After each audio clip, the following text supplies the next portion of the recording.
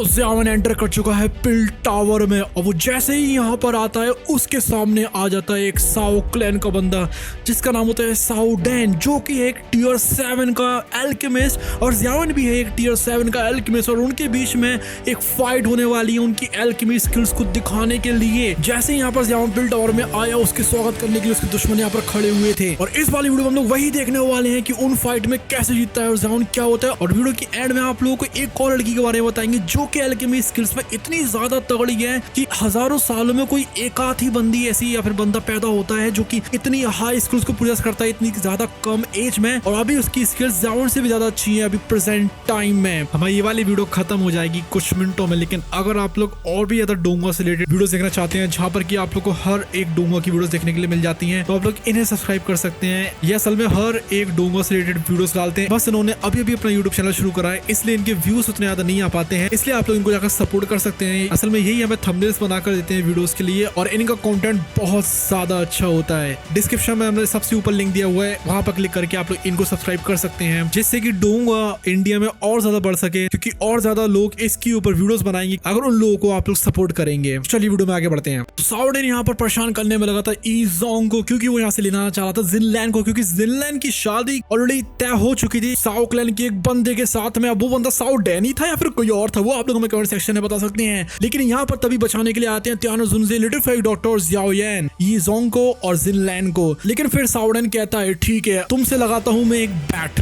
Okay, और जो इस बैट में जीतेगा वो करेगा जो वो चाहेगा। साओ डैन एक बहुत ज्यादा स्किल्ड एल्केमिस्ट था और उसका पूरे में नाम फैला हुआ था क्योंकि वो फायर को अच्छे से कंट्रोल कर पाता था, वो बहुत ज्यादा कॉन्फिडेंट था और इसलिए वो ज़ियाओ यान को टॉन्ट करता है, कहता है कि तुम में अगर दम है तो मेरे चैलेंज को एक्सेप्ट करके दिखाओ। और ज़ियाओन कहता है ठीक है कर लेते हैं तुम्हारे चैलेंज को एक्सेप्ट। अब साओ डैन देखकर ही हैरान हो जाता है, वो कहता है तुम्हें इतनी बोल्डनेस है कि तुम मेरे चैलेंज को एक्सेप्ट कर सकते हो। साओ डैन जो था वो एक ग्रे क्लॉथ एल्डर कू के बगल में खड़ा हुआ था जो कि पीछे की तरफ हट जाते हैं क्योंकि यहाँ पर कॉम्पिटिशन होने वाला था। अभी वो जो एल्डर रहते हैं वो थोड़ा सा यहाँ पर अजीब सा फील कर रहे थे क्योंकि लिटिल फेक डॉक्टर बहुत ज्यादा पावरफुल थी और उसके पास एक डेंजरस वुल्फ पॉइजन बॉडी भी थी, लेकिन फिर भी वो थोड़ा सा पीछे की तरफ हट जाते हैं क्योंकि यहाँ पर इस कॉम्पिटिशन में बिल्कुल भी टांग अड़ाना नहीं चाह रहा थे। अभी यहाँ पर बहुत सारी भीड़ इकट्ठा हो जाती है उन दोनों को देखने के लिए। ईजोंग जो कि ज़ियाओन के साथ में होते हैं उनको फिक्र होने लगती है, वो ज़ियाओन से कहते हैं कि जो साओ डैन की फायर मैनिपुलेशन है बहुत ज्यादा तगड़ी वाली है, खास तौर पर वो डार्क डीमन फ्लेम को तो बहुत अच्छे से कर सकता है कंट्रोल, जो कि एक रैंक 8 के मैजिकल बीस्ट से उसको मिली है। ये फ्लेम बहुत ज्यादा पावरफुल है, इतनी ज्यादा पावरफुल तो नहीं है इतनी की हेवनली फ्लेम होती है लेकिन फिर भी बहुत ज्यादा पावरफुल है। इतनी वार्निंग्स के देने के बाद भी जो ज़ियाओन रहता है वो बिल्कुल काम रहता है, उसको पता थी कि उसके पास तो हेवनली फ्लेम्स हैं, लेकिन फिर भी साओ डैन को हराना इतना ज्यादा इजी भी नहीं होने वाला है क्योंकि साओ डैन के पास भी कुछ ऐसा रहता है। ज़ियाओन यहाँ पर काम रहता है बिल्कुल और यहाँ पर अपनी खुद की फ्लेम को निकालता है जो कि होती है ग्रीन लोटस कोर फ्लेम, जो कि एक हेवनली फ्लेम होती है। कॉम्पिटिशन शुरू हो जाता है साओ डैन के साथ में, जो कि यहाँ पर अपनी डार्क डीमन फ्लेम को निकाल लेता है जो कि एक शेप लेती है ब्लैक फायर ईगल का। वो प्राउडली इंट्रोड्यूस करता है अपनी फ्लेम को और कहता है कि एक मैजिकल बीस्ट से मिली है, लेकिन कुछ भी क्यों ना हो ज़ियाओन अपनी समन करता है ग्रीन कलर्ड के फायर वुल्फ को जो कि एक ग्रीन लोटस कोर फ्लेम बना लेता है। अभी फायर वुल्फ जैसे ही आता है जो टेम्परेचर रहता है पूरे एरिया का वो बढ़ना शुरू हो जाता है, सारे लोग पीछे की तरफ हट जाते हैं क्योंकि वो फ्लेम ही इतनी ज्यादा फेरोशियस थी और ज़ियाओन उसको कंट्रोल कर रहा था जिसकी वजह से वो और भी टेरिफाइंग हो जाती है। ब्लैक फायर ईगल और जो ग्रीन फायर वुल्फ होते हैं वो एकदम से फिर फाइट में आ जाते हैं स्काई में और एक दूसरे को बाइट करने में लगे हुए थे और टेयर करने में लगे हुए थे। क्राउड बहुत ज्यादा एस्टोनिश हो जाती, उनको यकीन नहीं हो रहा था कि इतनी ज्यादा इंटेंस फाइट भी करी जा सकती है फ्लेम्स की मदद से। तभी जैसे ही फ्लेम्स क्लैश होती हैं वो चित्रों में बढ़ जाती, सारी डायरेक्शन से फैल जाती हैं। ज़ियाओन अपने हैंड्स को बिल्कुल काम रखता है अपने बैक के पीछे, उस फायर वुल्फ को आराम से कंट्रोल कर रहा था अपनी स्पिरिचुअल स्ट्रेंथ की वजह से। और जो साओ डैन रहता है काफी ज्यादा स्किल था लेकिन फिर भी उसको समझ में आने लगा था कि ज़ियाओन एक काफी तगड़ा वाला अपोनेंट हैगा।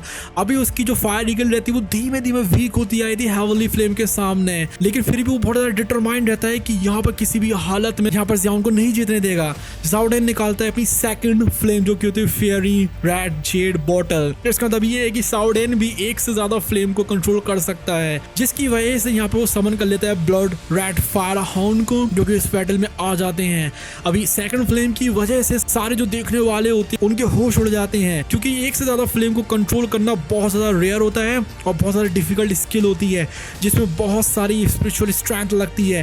जो ब्लड रेड हाउंड होता है वो ब्लैक ईगल को ज्वाइन कर लेता है और ज़ियाओन के फायर वुल्फ के ऊपर अटैक करना शुरू कर देता है। जो ज़ियाओन रहता है अभी भी घबराता नहीं है, वो अपनी फ्लेम को कंट्रोल करता रहता है बहुत ज्यादा आसानी से। अभी साउडेन की एडवांटेज थी कि वो यहाँ पर काफी सारी फ्लेम्स को कंट्रोल कर पा रहा था, लेकिन जो ज़ियाओन की हेवनली फ्लेम होती है वो भी पीछे नहीं हटने वाली थी। फायर वुल्फ आराम से उनके जो कंबाइंड अटैक्स होते हैं उनको झेलने में लगा हुआ था, लेकिन अभी भी साउडेन पीछे हटने से मना कर देता है। वो 2 और जेट बॉटल्स को निकालता है और 2 और एडिशनल फ्लेम्स को निकालता है जिनका रंग था ग्रे और पर्पल। अभी 4 फ्लेम्स आ जाती है उसके कंट्रोल में। साउडेन का जो अटैक रहता है वो बहुत ज्यादा इंटेंस हो जाता है और यहाँ पर जो ज़ियाओन का फायर वुल्फ रहता है इस टाइम पर ओवरवेल्म हो जाता है। जो 4 तरीके के फायर बीस्ट होते हैं वो चारों तरफ से अटैक करने में लगे हुए थे और इसलिए जो फायर वुल्फ रहता है वो धीमे धीमे खत्म होना शुरू हो जाता है।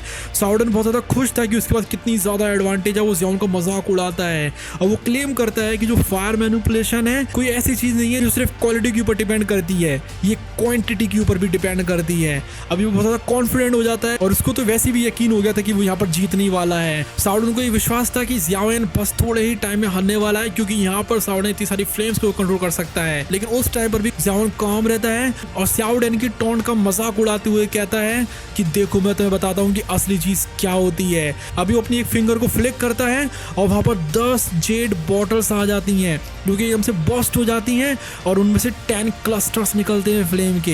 हर एक जो फ्लेम रहती है एक फायर बीस्ट में बदल जाती है, जिसकी वजह से ज़ियाओन आराम से फायर को मैनिपुलेट कर पा रहा था। जो क्राउड होता है इस टाइम पर बहुत ज़्यादा स्टन्ड हो जाता है, क्योंकि यहाँ पर 10 फ्लेम्स को कंट्रोल कर रहा था ज़ियाओन और एक हेवनली फ्लेम अलग से भी कंट्रोल कर रहा था वो। ये जो फ्लेम्स थी जो कि ज़ियाओन ने पहले कलेक्ट करी थी जिससे कि अपनी लाइफ ट्रांसफॉर्मिंग फ्लेम को वो नरिश कर सके, इस टाइम पर वो इस्तेमाल कर रहा है उन्हीं फ्लेम्स को साउडेन के चैलेंज का सामना करने के लिए। अब साउडेन काफी ज्यादा स्ट्रगल करने लगता है। वो सिर्फ 4 फ्लेम्स को कंट्रोल करने में बहुत ज्यादा एफर्ट लगा रहा था, उसमें भी वो ठीक से नहीं कर पा रहा था और ज़ियाओन 10 को कंट्रोल कर रहा है, जो कि साफ साफ दिखा रहा था कि ज़ियाओन की कितनी ज्यादा सुपीरियर मास्टरी है फायर के ऊपर। अभी साउडेन को भी ये चीज रियलाइज हो जाती है कि ज़ियाओन साफ साफ सुपीरियर है उससे और यहाँ पर वो ज़ियाओन से कितना ज्यादा पीछे है। अभी इस टाइम पर साउडेन बहुत ज्यादा डेस्परेट हो जाता है, इसलिए वो यहाँ पर अपनी चारों के चारों जो फायर बीस्ट रहती हैं उनको अनलीश कर देता है। लेकिन जो ज़ियाओन रहता है वो भी एक कैजुअल वेव बनाता है, जिसकी वजह से 11 कलर का फायर बीस्ट बैटल में आ जाता है और रिजल्ट बहुत ज्यादा ओवरवेलमिंग था। ज़ियाओन की जो फ्लेम होती है वो साउडेन की फायर बीस्ट को फाड़ कर रख देती है, जिसकी वजह से साउडेन हार जाता है और बहुत ज्यादा फ्रस्ट्रेट हो जाता है। साउडेन को तो यकीन ही नहीं होता कि ज़ियाओन जो कि उससे ज्यादा छोटा है एज में, वो इतनी सारी फ्लेम्स को कंट्रोल कर सकता है। उसके वो 4 फायर बीस्ट होते हैं वो हाल के हाल ओवर पावर्ड हुए थे ज़ियाओन की 11 फ्लेम्स हैं और जिस टाइम पर फायर बीस्ट चारों के चारों डिसअपियर हो जाते हैं उस टाइम पर भी ज़ियाओन की 9 फ्लेम्स अभी भी बची हुई थी। इस चीज को देखकर साउडेन का पूरा घमंड टूट जाता है और तो उसकी जो स्पिरिट रहती है वो भी काफी ज्यादा डैमेज हो जाती है, क्योंकि उसके जो बीस्ट रहते हैं उसमें उसने अपनी कुछ स्पिरिचुअल स्ट्रेंथ को डाल दिया था। अभी दोनों एडल्ट सामने आ जाते हैं और साउडेन को सपोर्ट करने लगते हैं, क्योंकि उसका जो फेस रहता है वो काफी ज्यादा पीला और हरा सा हो गया था उस हार की वजह से। ज़ियाओन ने साफ साफ अपना डोमिनेंस दिखाया था उन फ्लेम को मैनिपुलेट करने में और साउडेन को आराम से हरा दिया था।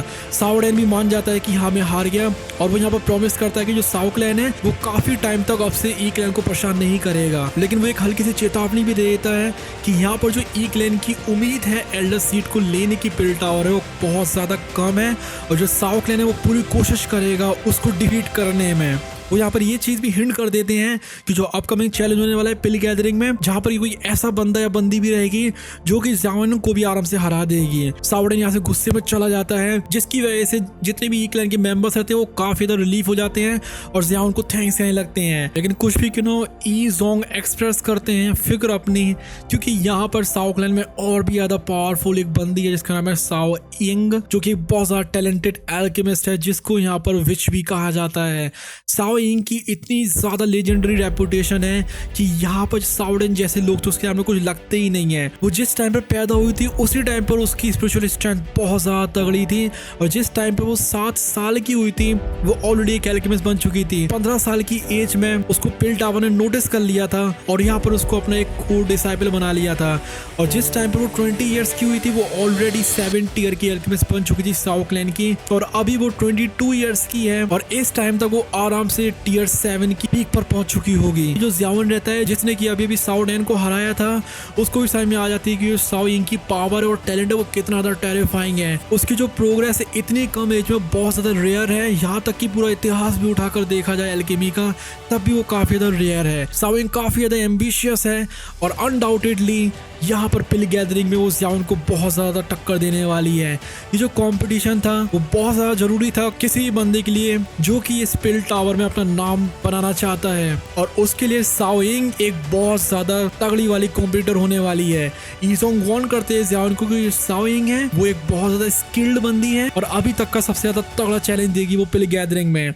लेकिन असल में वो साओ यिंग भी नहीं होती है जो कि सबसे ज़्यादा तगड़ा चैलेंज देती है ज़ियाओन को, वो तो कोई और ही होता है। उसके बारे में आप लोगों में कमेंट सेक्शन में बता सकते हैं। अगली वाली वीडियो में हम लोग और भी ज़्यादा जानने वाले हैं पिल टावर के बारे में। अगर वो वाली वीडियो देखनी है तो प्लीज सब्सक्राइब कर लीजिए। और गाइस, अगर आप लोग जानना चाहते हैं उस टाइम के बारे में जिस टाइम पर बीटीएस का मेन विलेन हुन त्यांटी गॉड बनता है, तो आप लोग इस वाली वीडियो के ऊपर क्लिक कर सकते हैं। तब तक के लिए bye bye, love you all, take care.